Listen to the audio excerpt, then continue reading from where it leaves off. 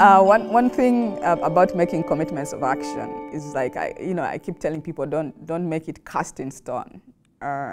When you go to the field, keep asking questions. And I remember I was responding, to the children who were abducted by the Lord's Resistance Army. I was in northern Uganda, and then I just kept asking questions. Then I asked, what happened to the women who went through the war, because there was a lot of rape, as a weapon of war. And the local council chairman told me, okay, there are 15 women. So I took a bus to meet these 15 women because they had gone, some of them were raped, homeless. So I just went to meet with them. And I just started asking questions. First of all, I said, you're 15, you have one man in the group. How is that? Then they told me that this man knows how to read and write.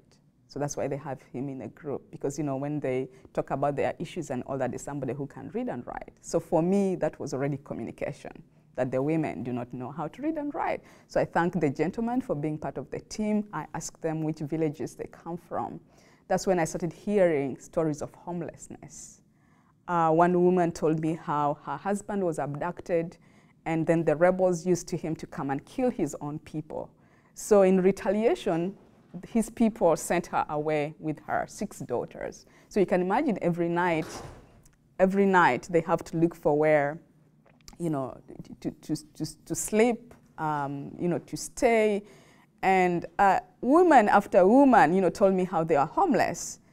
So then I asked them a question, what does it take to have a house? Because those are, grass-thatched houses. And then they started brainstorming. It takes grass, it takes water, it takes this. I'm like, okay, where can we get those things? And then they started brainstorming. So it's them, actually getting their own ideas. Then I told them, what do we require that needs money? So it came to nails, things like wood, to make the doors and stuff like that. But most of the things, the materials would come from their own communities. And for me, I remember that day I said, okay, I'll leave money for 2 huts because those are the houses.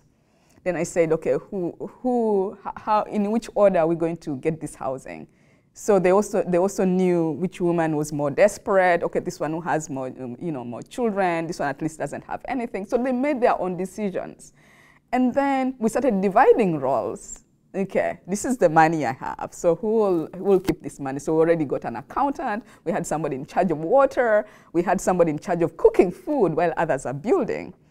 And the next weekend, because it was urgent, and then it dawned on us that some of the women did not have land. Then we said, okay, whom can we ask for land? Who has land in this village? Then they said, oh, there's a church. So we went to see the head of the church. We said, okay, we need land. So great enough, so he offered some land for women who did have.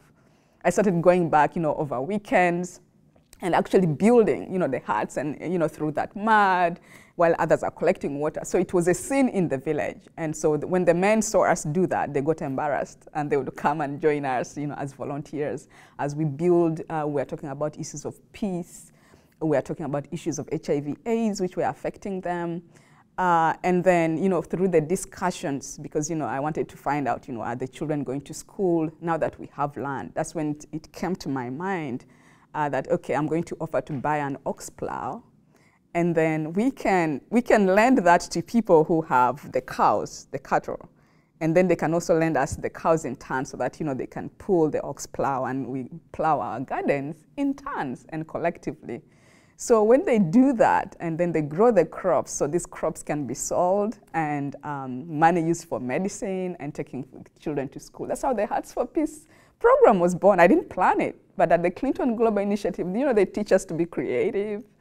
You meet very many people, you are in this network, and you remain very inspired. So that's how the Hearts for Peace program was born. And I'm really happy, about that, because it is their project.